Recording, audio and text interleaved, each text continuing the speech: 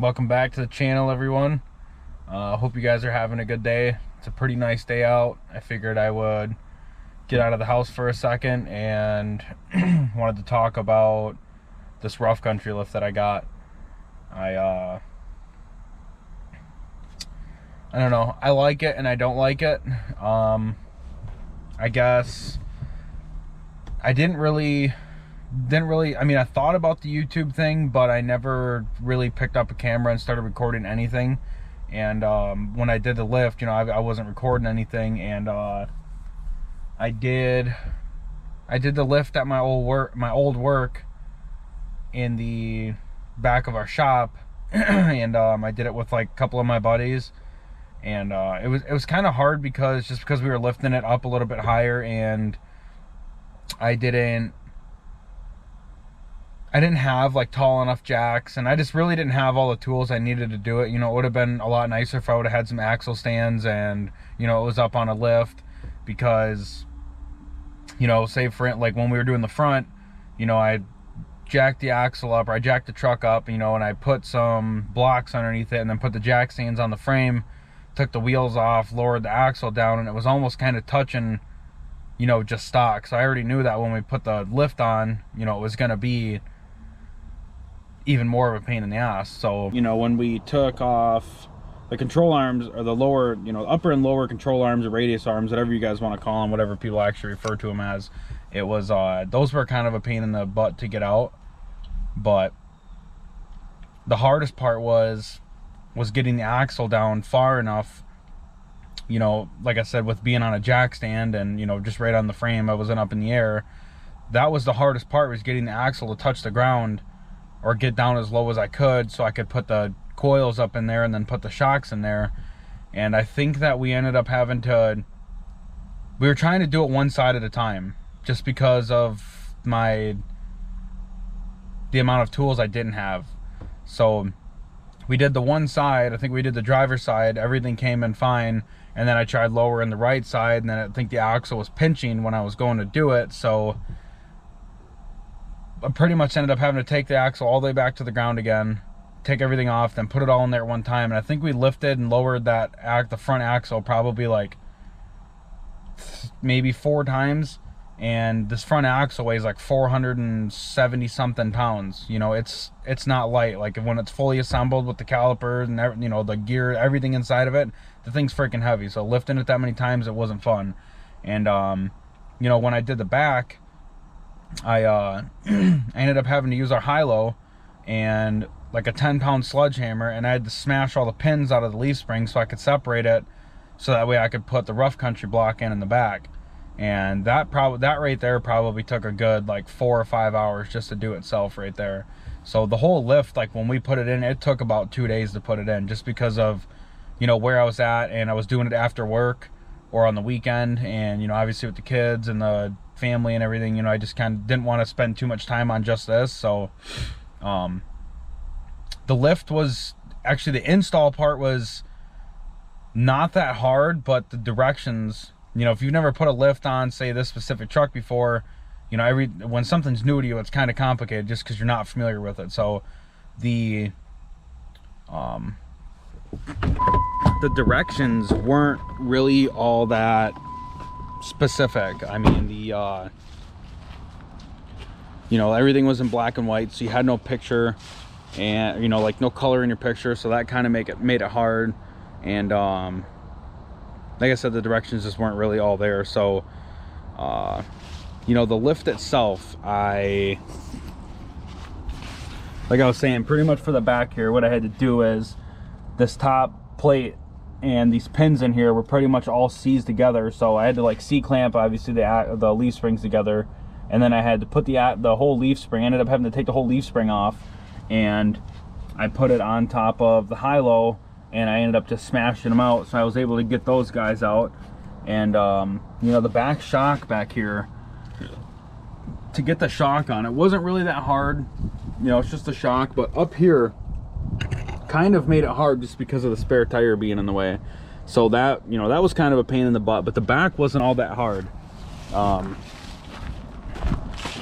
then up here for the front, like I was saying, is the upper and lower arms were kind of a pain in the butt, and just the brackets for, like, I'm not even really sure what you would call them, you know, they kind of like go up inside the frame, then you have to like bend a tab, and it's got a bolt or a nut on it with a tab in there already, or like a tab that's hanging on to the nut, so you kind of had to just lay it in there and then get the bolt and then kind of guess it and tighten it at the same time. But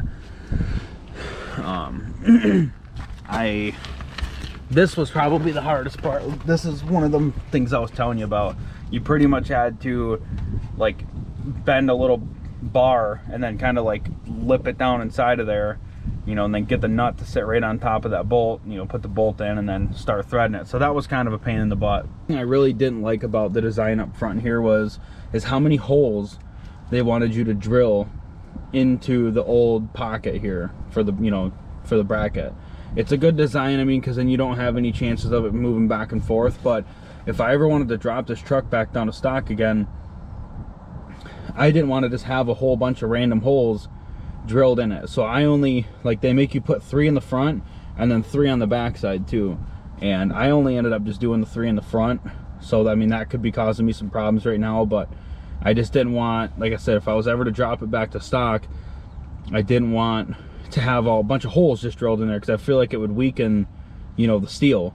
And you know, I wasn't about that. This is a super heavy truck, and you know, you don't want anything to be weak on there.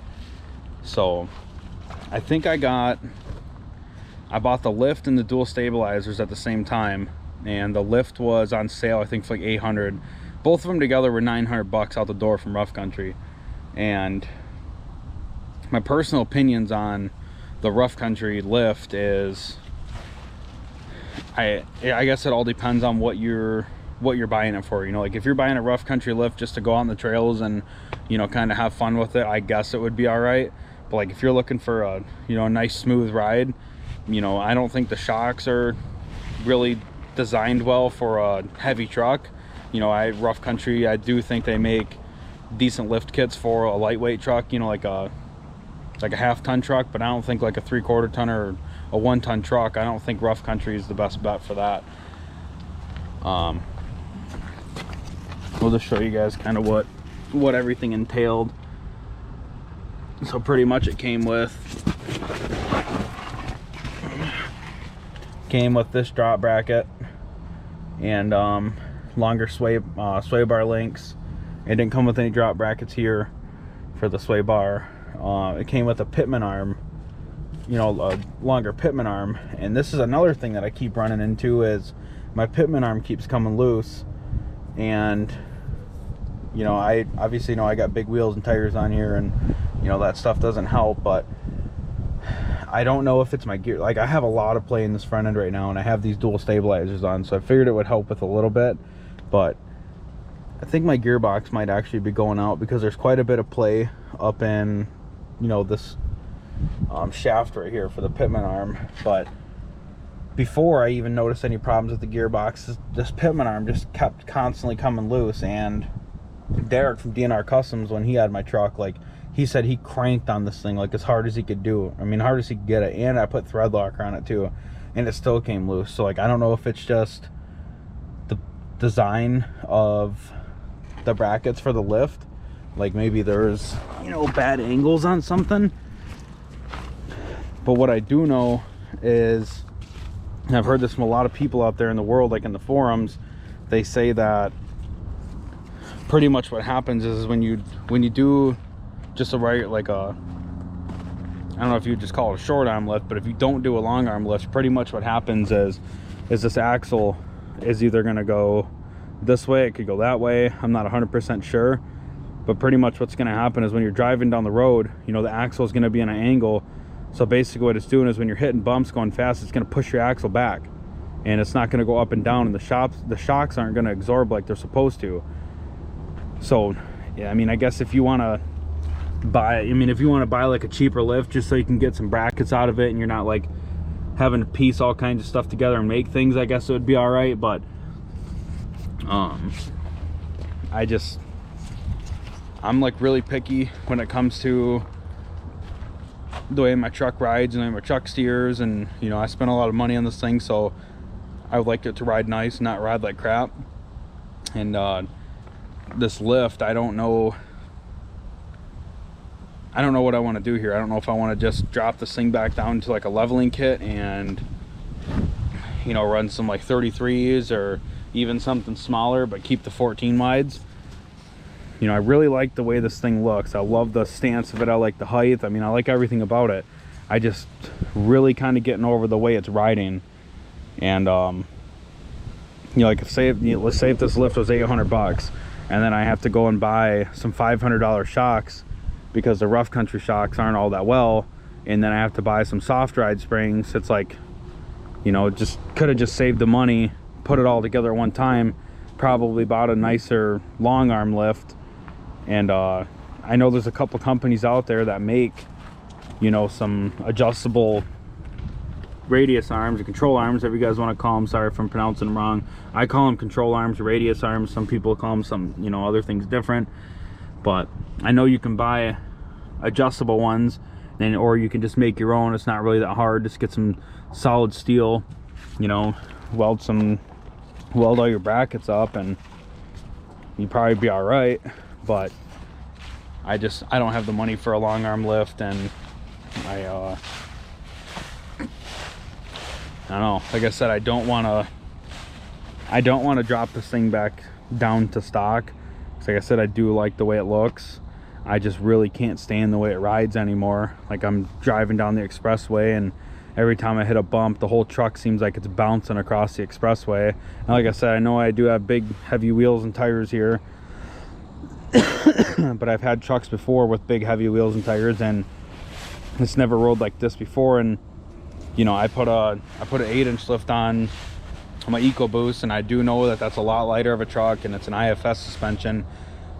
But I've drove in solid axle trucks that were lifted before, and you know, they ride a lot better than this thing does. So yeah, I guess I just kind of wanted to like just explain my experience with this rough country lift. And I've had rough country on a lot of other stuff too, and you know, I had it on a Jeep, and that kind of rode like crap, but that was more of an off-road toy, so it didn't really matter. You know, I had buddies with them on their Dodge Rams, and every one of them has said the same thing. You know, they're just not a big fan of rough country. So like I said, if you're looking for just kind of something cheap to, you know, go mess around in the woods, or if you just personally don't care how your truck rides, yeah, it's a great lift for that. But if you're looking for like a nice soft ride, and you know,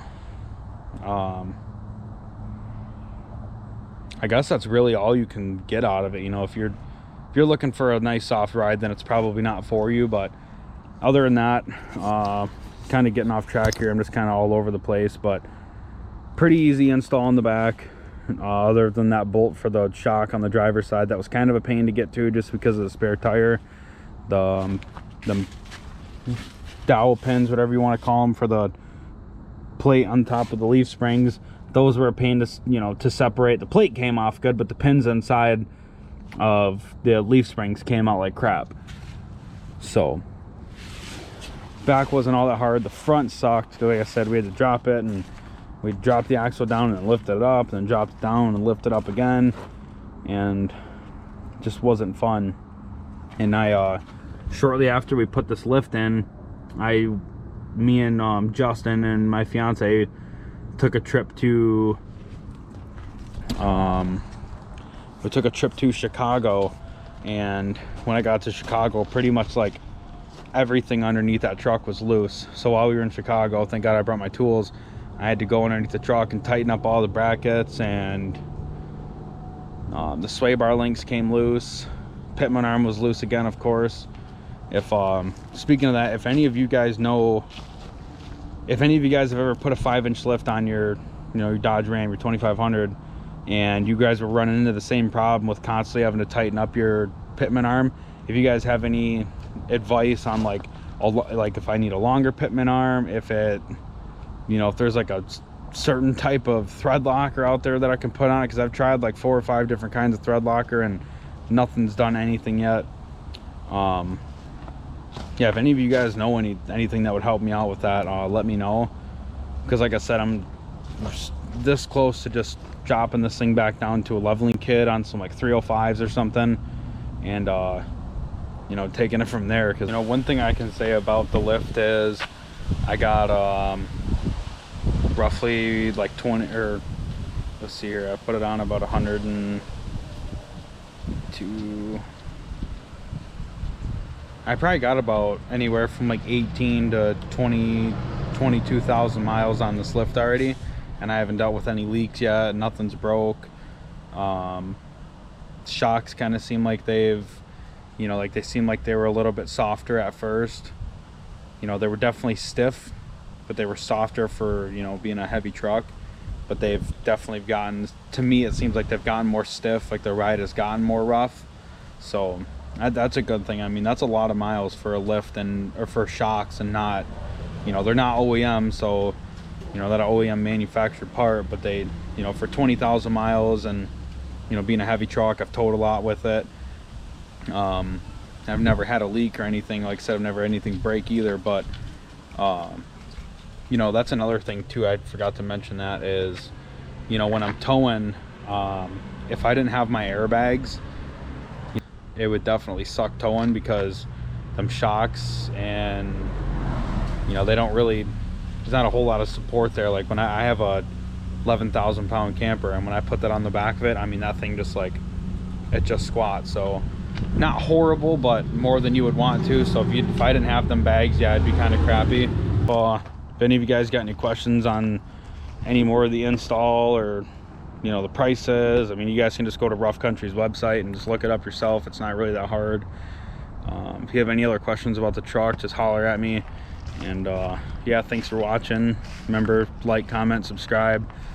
If any feedback, anything would help, whether it's me recording the way I talk, something about the truck, if whatever, you know, just let me know.